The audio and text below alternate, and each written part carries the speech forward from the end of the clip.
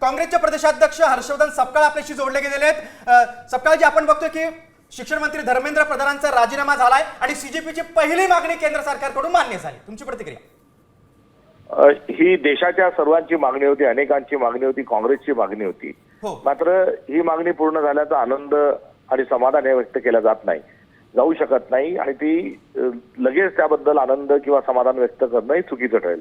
मुळात धर्मेंद्र प्रधानांनी गेल्या 10 वर्षामध्ये वन नेशन वन एक्झामिनेशनच्या माध्यमातून एक खूप मोठ्या प्रकारचं एक स्कॅन्डल देशभरात चालवलं होतं।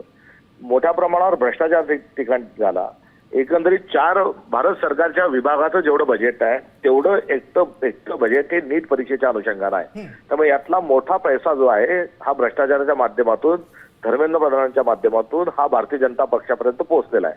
त्यामुळे एकत्रित स्वरूपाचा एक रॅकेट धर्मेंद्र प्रधान चालवत होते आणि त्या माध्यमातून निवडक लोकांना, वर्गविशेषच्या, पक्षविशेषच्या, विशेष असणाऱ्या लोकांनाच नीटमध्ये उत्तीर्ण करण्याचं, त्यांना जास्तीत जास्त मार्क मिळवण्याचं एक कारस्थान हे सुरू होतं।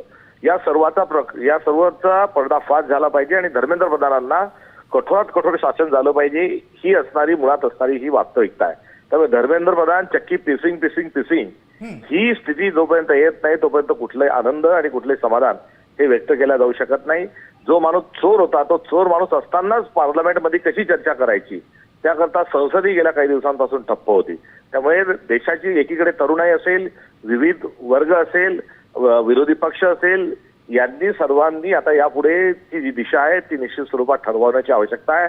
थोडा आणि राजकारण करा ही इंग्रजांकडून शिकलेली भारतीय जनता पक्षाची जी पद्धत आहे तिच्यापासून आपल्याला सर्वांना सुरक्षित राहिलं पाहिजे। काँग्रेस आंदोलनात्मक जी भूमिका घेतली होती ती कायम आहे। आजही आमचा कॅन्डल मार्च हा होणारच आहे आणि कॅन्डल मार्च मध्ये राजीनामा दिलेल्या धर्मेंद्र प्रधानांना अटक व्हावी, सरसकट भारतभर ज्या विद्यार्थ्यांवर जे गुन्हे दाखल झालेले आहेत ते खारिज करावेत। या 2 मागण्यांच्या सोबतच आम्ही इतर मागण्यांच्या अनुषंगानं देखील देशाचे पंतप्रधान आणि गृहमंत्री यांनी बेछूट जो लाठी हल्ला आणि पोलिसांची जी विकृत, घाणेरडी आणि क्रूर जी वागणूक होती तुम्ही अगदी सविस्तरपणे तुमची प्रतिक्रिया साम टीव्हीकडे नोंदवली, त्याबद्दल धन्यवाद। कॅन्डल मार्च काँग्रेसचा आज निघणारच आहे असं देखील हर्षवर्धन सपकाळ यांनी सांगितलेलं आहे।